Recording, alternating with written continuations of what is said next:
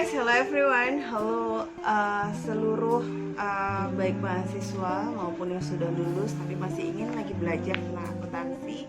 Apa kabar kalian semua? Semoga pada siang hari ini kalian semua berada dalam keadaan yang baik-baik saja.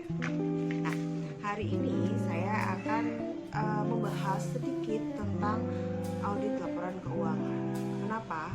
Karena ternyata masih banyak ya orang yang masih bingung dengan audit laporan keuangan. Lalu mereka kadang-kadang campur aduk gitu loh, antara audit keuangan terus audit internal.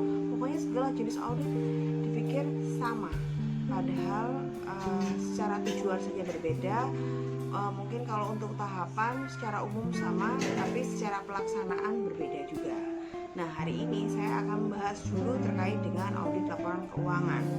Besok mungkin saya akan membahas untuk yang lain, misalnya untuk audit internal, untuk audit forensik tujuan tertentu, ataupun audit-audit yang lain gitu ya. Baik, semoga apa yang saya sampaikan nantinya itu akan berguna bagi kalian semua, dan juga kalian bisa menikmati gitu ya, dan bisa paham gitu dengan penjelasan saya. Baik, check it out. Jadi kalau kita berbicara mengenai audit laporan keuangan dan audit-audit yang lain, itu yang berbeda adalah salah satunya adalah tujuannya. Nah, untuk audit laporan keuangan sendiri, itu apa sih tujuannya? Tujuan dari audit laporan keuangan tidak lain tidak bukan adalah untuk menilai suatu kewajaran atau kelayakan penyajian laporan keuangan yang dibuat oleh suatu entitas, instansi, atau perusahaan, atau juga organisasi. Nah, adapun kelayakan dan kewajaran yang dinilai gitu atas laporan keuangan itu mengacu pada prinsip akuntansi yang tentunya bisa diterima secara umum, dan selanjutnya atas penilaian itu nanti itu auditor akan memberikan suatu opini. Nah, kalau kita sudah bicara tentang opini, saya akan bertanya nih, kira-kira udah pada tahu belum? Kira-kira kalau opini auditor ada berapa? Yes, opini audit itu ada 4 tentunya. Opini yang pertama itu adalah wajar dengan pengecualian. Tentunya auditor akan memberikan opini wajar dengan pengecualian ini ya, dengan auditor memberikan wajar tanpa pengecualian. Oke ya. Auditor akan memberikan wajar tanpa pengecualian ini jika laporan keuangan yang disajikan sesuai dengan standar akuntansi yang berlaku. Terus yang kedua adalah wajar dengan pengecualian. Bila mana auditor memberikan opini wajar dengan pengecualian, itu jika laporan keuangan itu dapat diandalkan, tetapi masih ada beberapa masalah atau pos yang dikecualikan agar tidak salah dalam mengambil keputusan. Jadi kalau ternyata kira-kira laporan keuangannya bagus nih, andal, tapi masih ada nih yang kurang serk gitu kan terkait dengan beberapa transaksi atau pos, tapi bukan materialitasnya gitu kan, tapi misalnya dia salah posting atau apa, atau enggak, pasti dipertanyakan gitu terkait dengan cuannya. Auditor bisa memberikan opini dengan wajar dengan pengecualian. Opini yang ketiga yang diberikan auditor adalah opini tidak wajar. Nah, apa itu opini tidak wajar? Opini tidak wajar ini akan diberikan jika laporan keuangan yang disajikan itu tidak sesuai dengan standar akuntansi, dan tentunya ada kesalahan material dalam laporan keuangan tersebut ya. Jadi laporan keuangan udah disajikan nggak material, nggak sesuai dengan standar akuntansi, material pula gitu kan nilainya. Nah, itu auditor berhak memberikan opini tidak wajar. Lalu opini yang keempat adalah disclaimer, atau pada akhirnya auditor tidak memberikan pendapat sama sekali. Apa itu? Nah, opini ini akan diberikan oleh auditor kepada auditi jika laporan keuangannya itu udah memiliki kesalahan yang material, terus tapi manajemennya itu nggak open gitu loh. Dalam arti manajemennya itu masih ada membatasi lingkup pemeriksaan sehingga auditor itu nggak bisa menemukan bukti yang cukup. Jadi auditornya galau nih. Kalau auditornya galau full, agar tidak frustasi. Nah, sehingga auditor memberikan opini disclaimer atau tidak memberikan memberikan pendapat. Tahapan audit yang pertama adalah penerimaan perikatan audit. Artinya kalau penerimaan perikatan audit itu kita tahu ya bahwa perikatan itu merupakan kesepakatan antara kedua belah pihak, antara auditor dan juga auditi, gitu kan. Dalam hal audit, maka kedua belah pihak ini itu baik pihak auditor maupun perusahaan atau auditi itu biasanya diwakili oleh manajemen masing-masing. Oke ya, sebelum melaksanakan audit maka biasanya itu ada sebuah kesepakatan tentunya yang harus dibuat dan disetujui bersama. Atau maksudnya kalau kita dapat pekerjaan dari perusahaan atau enggak dari perusahaan kamu tuh dapat pekerjaan gitu kan dari perusahaan lain, nah itu kan harus ada namanya kontrak kan. Nah, dimana dalam kontrak itu kan isinya adalah pasal-pasal yang setiap pasalnya itu mengandung perikatan dan tentunya harus disepakati yang nantinya juga harus dilaksanakan oleh kedua belah pihak, gitu ya. Ya sama, auditor pun juga begitu. Dalam melakukan audit itu harus diawali dengan adanya perikatan atau kontrak tadi ya, kalau misalnya bahasanya kita sebagai orang awam. Di sini ya, antara manajemen dan klien itu harus menyerahkan audit laporan keuangan kepada auditor, dan biasanya tuh auditor juga akan menyanggupi dong, tentunya dong, karena udah dibayar, ya kan, menyanggupi audit laporan keuangan sesuai dengan kompetensinya, ya. Dan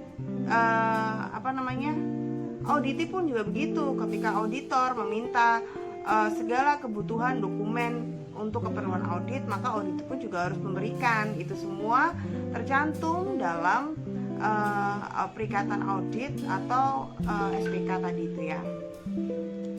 Lalu biasanya bentuk perikatan audit itu ya, itu dibuat dalam bentuk surat perikatan audit, di mana dalam surat itu akan ada apa saja yang harus dilakukan awal-awal, terus metode pelaksanaannya bagaimana dari sisi auditor, dan lalu bagaimana sistem pembayarannya dari auditi dan lain sebagainya. Nah, itu semua ada dibicarakan dalam perikatan audit. Lalu untuk tahap yang kedua itu adalah auditor itu harus merencanakan yang namanya proses audit atau membuat PKA, program kerja audit. Sebelum membuat program kerja, auditor juga harus tahu gitu loh beberapa informasi. Nah, untuk membuat suatu perencanaan ini, seorang auditor itu harus melakukan dulu biar informasinya diketahui ya, harus melakukan beberapa kegiatan. Yang pertama, misalnya itu bisa memahami bisnis dan industri yang dimiliki oleh klien, terus habis itu melakukan prosedur analitik juga, terus habis itu melakukan sistem check up, terus menentukan materialitas dan non materialitas gitu kan, terus menetapkan resiko audit dan resiko bawaan. Kalian tahu nggak resiko audit dan resiko bawaan itu apa?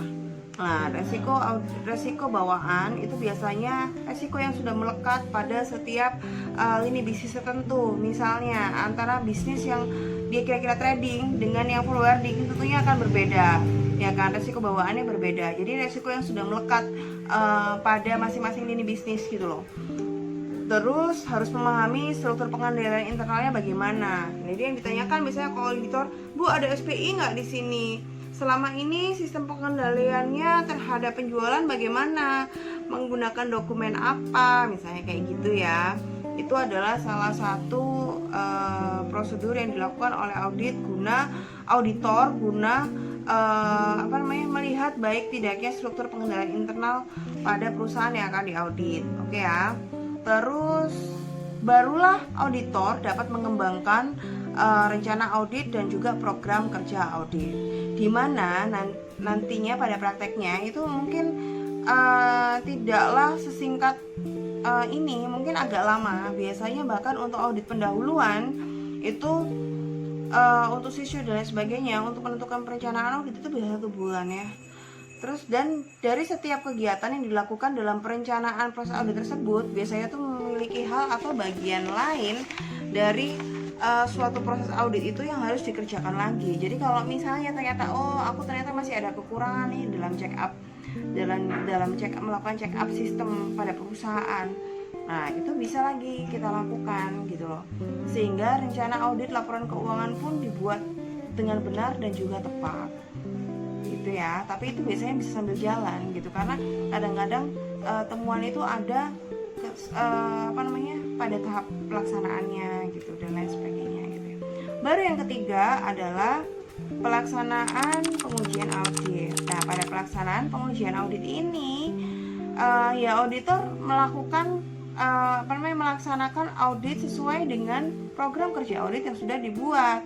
Dalam program kerja audit itu ada urean terkait dengan apa saja kegiatan yang akan dilakukan auditor selama mengaudit suatu entitas, instansi atau perusahaan. Ya, terus siapa counterpartnya, terus kira-kira dilakukan dalam berapa hari atau berapa jam atau berapa lama lah kira-kira waktunya, dan juga dalam kolom keterangan itu alangkah baiknya disebutkan pula nomor KKA-nya berapa gitu ya. Yang keempat baru pelaporan. Ya, kalau misalnya kita berbicara dari pelaporan ini sudah merupakan tahap akhir gitu loh dari audit. Nah, laporan audit itu dapat diartikan ya sebagai hasil dari pekerjaan audit yang telah dikerjakan. Dalam laporan audit itu kita mengkomunikasikan apa yang menjadi temuan kita kepada auditi, dan laporan audit itu tentunya tidak boleh dibuat secara sembarangan. Makanya dari segi bagaimana penulisannya, bagaimana EYD-nya, bagaimana kaidah bahasanya, itu pun kita harus perhatikan juga gitu. Terus seperti yang tadi saya bilang bahwa sebenarnya kalau misalnya audit laporan keuangan itu menghasilkan apa? Opini. Itu juga kita tulis pada laporan audit laporan keuangan yang tadi kita lakukan. Nah, dalam laporan audit itu harus mencakup jenis jasa atau jasa yang kita berikan ya kepada klien kita. Terus objek auditnya bagaimana, lingkup audit yang kita lakukan itu bagaimana, tujuan auditnya apa, terus hasil auditnya, dan rekomendasi yang kita berikan jika ada kekurangan, serta informasi lain yang kita temukan selama proses audit. Oke ya. Dan laporan audit ini juga merupakan tanggung jawab audit yang besar, sehingga untuk memutuskan dan membuat suatu laporan tentunya seorang auditor itu juga harus hati-hati. Itu pun juga ada gitu aturannya bagaimana menulis laporan hasil audit yang baik dan benar sesuai dengan pedoman yang berlaku.